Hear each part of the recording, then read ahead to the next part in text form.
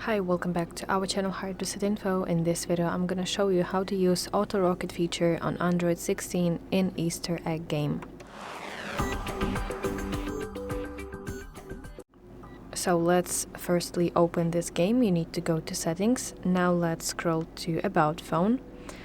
Now let's find Android version, and you need to repeatedly tap the Android version like this until you see the logo of the game. Now to start the game you want to press and hold it like this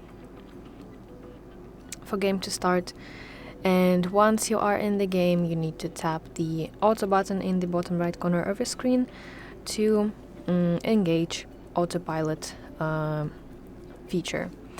And after this, your spaceship will automatically fly to planets, plant flags, and show progress and new live update notification on your lock screen or notification shade.